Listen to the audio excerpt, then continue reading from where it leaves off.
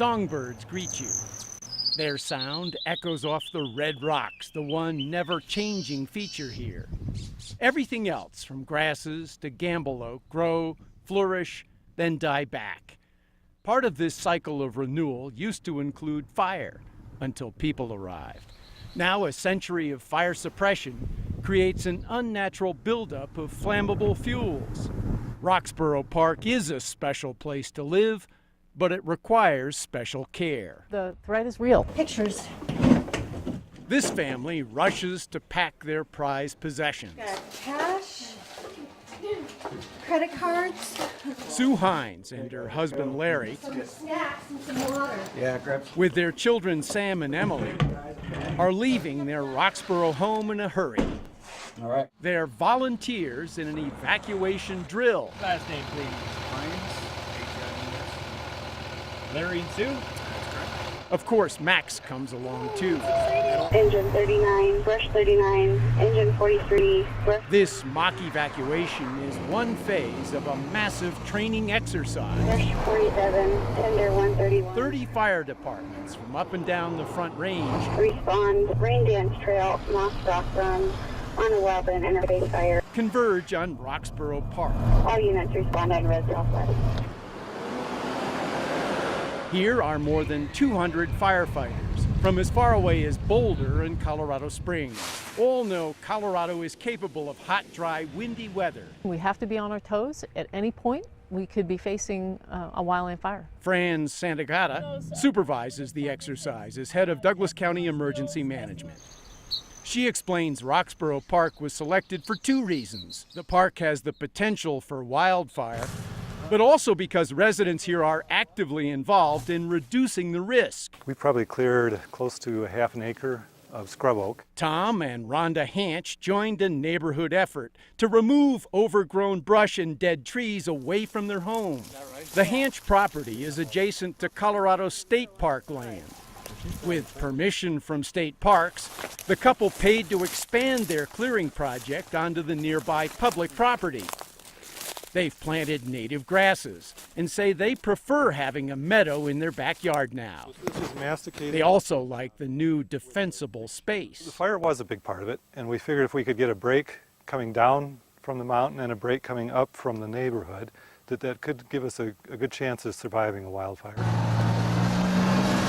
The Hanches live on Totem Run.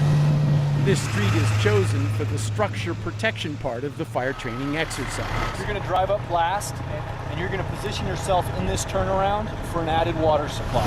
Totem was selected because it's a narrow, steep climb up a wooded hillside.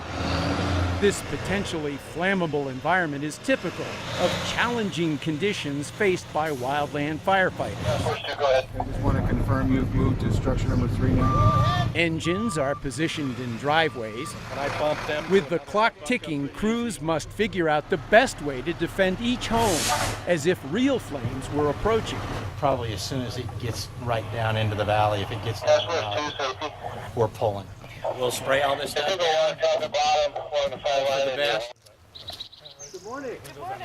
This is a chance for residents like the Hanches to see firsthand what's involved in protecting their homes. Life safety is the first priority. this is the fire. Because of the neighborhood brush clearing effort here, the steep hillside will be easier to defend against wildfire. The cooperation on Totem Run here has been excellent, with neighbors working with neighbors, and they've really been able to reduce this fuel load. Lieutenant Kevin Centolo was assigned to West Metro Fire Station 15 at the entrance to Roxborough Park.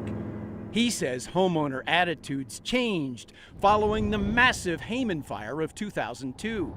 The biggest wildfire in Colorado history never reached Roxborough Park, but its sheer size posed a direct threat to this foothills community. When Hayman came through, I think that was the big wake-up call, for this community. Since Hayman, Kevin and other West Metro firefighters have stepped up a campaign to create defensible space.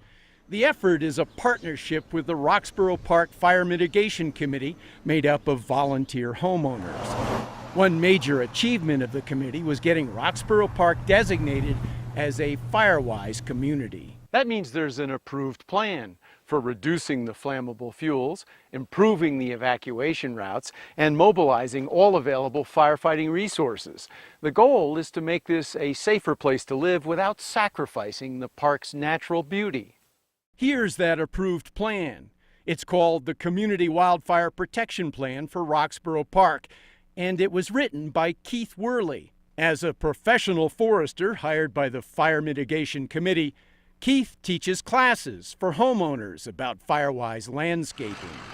During this training exercise, Keith can see the defensible space effort is paying off. Hearing some great comments from the firefighters as they're walking by, pointing out just great examples of, oh yeah, look at that one, no problem kind of stuff. But he adds the job's not finished. It was a pilot project, and there's still a long way to go and a lot of maintenance to do, but they're making good progress. Emergency evacuation routes are now properly signed.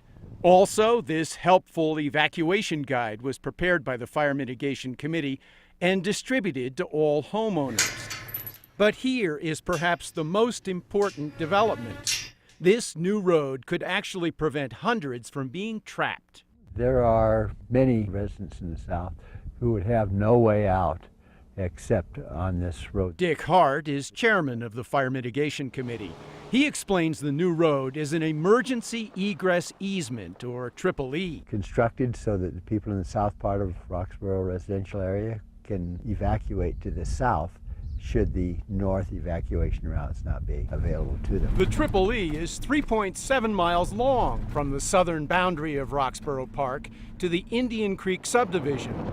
The road has an all-weather surface, but it's not paved. It's emergency use only, not for recreational use, even by pedestrians or bicycles. Funded by Douglas County, the EEE also opens up a way for emergency vehicles to enter the southern end of Roxborough Park. Additionally, it gives neighboring communities to the south a new evacuation route. Hi, how you doing? All right, how are you? Good. Can you get your last name, please? O'Brien, O-B-R-I-E-N. During the training exercise, dozens of households join the Hines family Coming through right now. and participate in this evacuation drill. According to plan, everybody reassembles at a nearby elementary school. This paper is for you to keep, and this one you turn back into the bag. Can you see here? Yeah, right there. Thank you. If everything was going to run perfectly, we wouldn't need to run an exercise. For Fran, the emergency management boss, it's a teaching moment, because some here remember what it was like to evacuate during Hayman. This is kind of deja vu. You've been here before. You kind of understand what the reality is, but you've got a lot of new neighbors in Roxborough Park that have never been through that experience. So you folks are going to be my ambassadors to Roxborough on how important it is to really be aware of being prepared to be able to do an evacuation. Roxborough Park is a special place to call home. But with these grassy hillsides and tree-covered slopes comes the risk of wildfire. Eliminating this threat is impossible, but it has been reduced as a Firewise community.